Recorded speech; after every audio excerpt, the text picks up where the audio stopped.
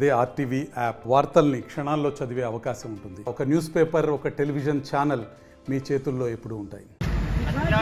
కేంద్ర ప్రభుత్వము ప్రవేశపెట్టిన బడ్జెట్లు తెలంగాణకు అన్యాయం జరిగింది. తెలంగాణకు ఒక రూపాయి కూడా బడ్జెట్లో కేటాయించలేదనే అంశానికి సంబంధించి తెలంగాణలో ఉన్న ప్రజలు ఆందోళన చెందిన పరిస్థితి. దానిపై మాట్లాడేందుకు వామపక్ష నేతలు, ప్రజా సంఘాల నాయకులు కష్టపడి ముఖ్యంగా కేంద్ర ప్రభుత్వం ప్రవేశపెట్టిన బడ్జెట్పై కేంద్ర ప్రభుత్వం ప్రవేశపెట్టిన బడ్జెట్ ఏదైతుందో అది వాస్తవంగా ప్రజా వ్యతిరేక బడ్జెట్ తప్ప ప్రజలకు ఉపయోగపడే బడ్జెట్ కాదు. వాళ్ళు గత 10 సంవత్సరాల నుంచి దేశాన్ని ఎంతో అభివృద్ధి చేస్తాం, రైతాంగానికి రెండింతల లాభం తెస్తామని చెప్పి మాటలు చెప్పుడే తప్ప వాళ్ళకి ఒరగబెట్టింది ఏమీ లేదు. ఇప్పుడు వేసిన బడ్జెట్లో కూడా దానికి సంబంధించి ఏమీ లేదు. రైతులు ఒక దిక్కు పెద్ద ఎత్తున పోరాటాలు చేస్తున్నారు. మా మీద తీసుకొచ్చినటువంటి 3 రైతు వ్యతిరేక చట్టాలను రద్దు చేయు, అదేవిధంగా విద్యుత్ సవరణ బిల్లును రద్దు చేయమంటే పార్లమెంట్ సాక్షిగా ప్రజలకు, రైతులకు హామీ ఇచ్చి దాన్ని ఇప్పటి వరకు అమలు చేయట్లేదంటే వాళ్ళ ప్రభుత్వం ప్రజల పట్ల ఎట్లా ఉన్నదో అర్థం చేసుకోవచ్చు.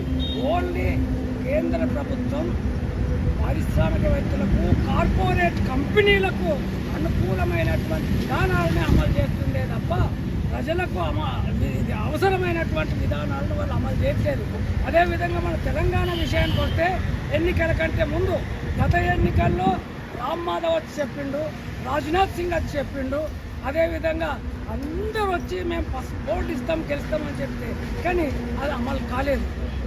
ఓటు కంటే ఇంకా పెద్ద తీసుకొస్తామని చెప్పినటువంటి మన ఎంపీ గారు పెద్దది లేదు, చిన్నది లేదు. ఈ ఎన్నికల్లో స్వయాన ప్రధానమంత్రిని తీసుకొచ్చి ప్రకటన చేయించిండు. ఆ ఊసు ఈ బడ్జెట్లో ఎక్కడా లేదు.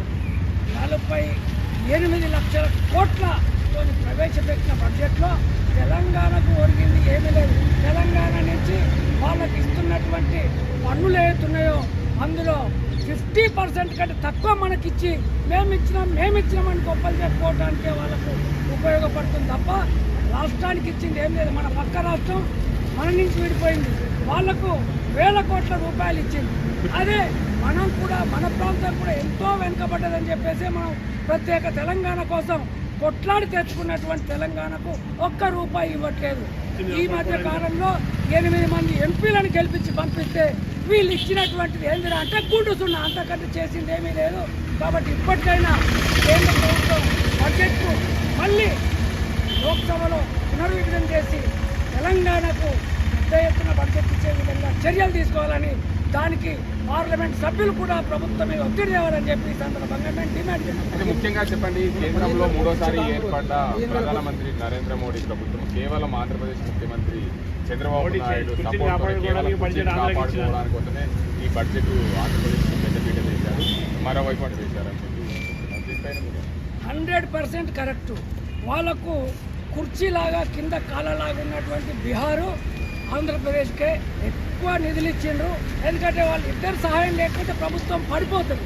అంటే మీరు దేశంలో ప్రజల విశ్వాసాన్ని కోల్పోయింది కాబట్టి వాళ్ళ మీద ఆధారపడాల్సినటువంటి పరిస్థితి వచ్చింది. ఇప్పటికైనా మీరు దేశంలో ఉన్నటువంటి అన్ని రాష్ట్రాలను సమానంగా చూడాలి తప్ప మీకు అవసరమైన వాళ్ళకు, మీకు అనుకూలంగా ఉన్న వాళ్ళకు ఎంత వాళ్ళకు తగ్గిస్తామనేటటువంటి విధానం పద్ధతి కాదు. ఏది ఏమైనా మోడీ గారు వెంటనే ఇలాంటి విధానాలు మానుకోవాలని చెప్పి మేము హెచ్చరిస్తాం.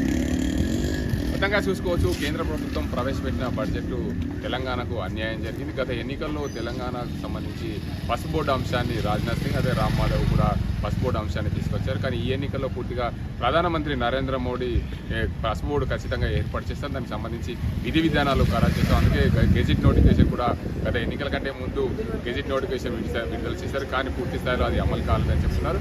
కేవలం కుర్చీని కాపాడుకోవడానికి బీహార్ రాష్ట్రం, అదేవిధంగా ఆంధ్రప్రదేశ్ రాష్ట్రానికి పెద్దపీట వేశారని చెప్పి ఆరోపిస్తున్నారు. ఇది ఇక్కడ పరిస్థితి. కెమెరా అజిత్తో గంగారెడ్డి, RTV నిజాం. మరిన్ని వీడియోస్ కోసం ఛానల్ ని సబ్స్క్రైబ్ చేయండి, లేటెస్ట్ అప్డేట్స్ కోసం వాట్సాప్ ఛానల్ ని ఫాలో చేయండి అండ్ లింక్ డిస్క్రిప్షన్ లో ఉంది.